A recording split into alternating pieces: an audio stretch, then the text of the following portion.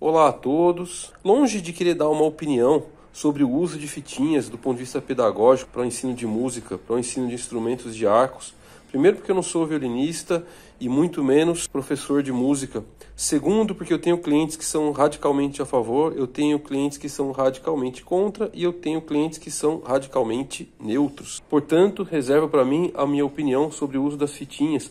Porém, do ponto de vista acústico, de produção de som, e também do ponto de vista de preservação do instrumento, eu tenho duas críticas a fazer com relação ao uso comum das fitinhas. E também aproveito para dar uma sugestão. Normalmente, as fitinhas utilizadas elas têm um certo volume, uma certa altura, e isso daí certamente compromete a emissão limpa do som. É muito fácil de notar isso daí. Se a gente tocar uma nota antes da fitinha e outra sobre a fitinha, é muito facilmente notável a diferença de qualidade da emissão do som. Portanto, é bastante recomendável que as fitinhas tenham o menor volume possível, sejam o mais discretas possível, e as cordas de fato fiquem um pouquinho mais altas do que um ajuste comum, exatamente para que o som não saia com esse timbre mascado, com essa emissão falha, e possa ter prejuízo naquela qualidade de som que o aluno está buscando assimilar. O segundo problema com relação ao uso de fitinhas é que normalmente se usam fitas de maneira indiscriminada e se procura exatamente para não ter que ficar trocando aquelas que têm um adesivo mais forte, aquelas que grudam bem e não saem com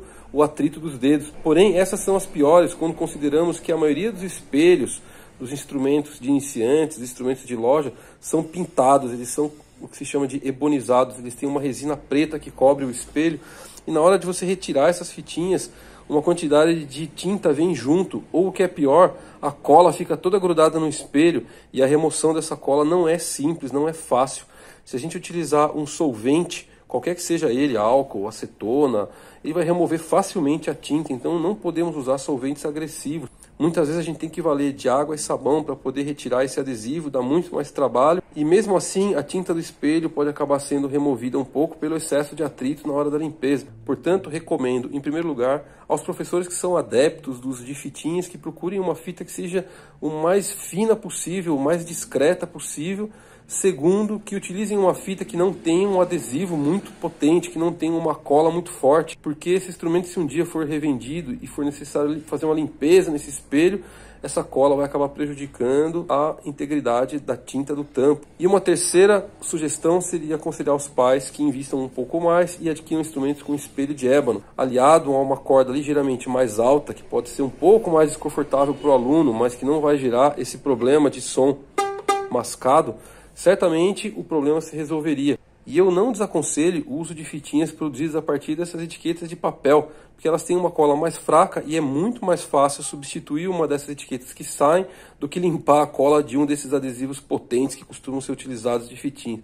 Portanto, fica aí mais essa sugestão e essa recomendação aos professores e aos pais. Se vocês tiverem sugestões de novos temas interessantes também com esse tipo de abordagem, inscreva-se no canal e deixe o seu comentário abaixo.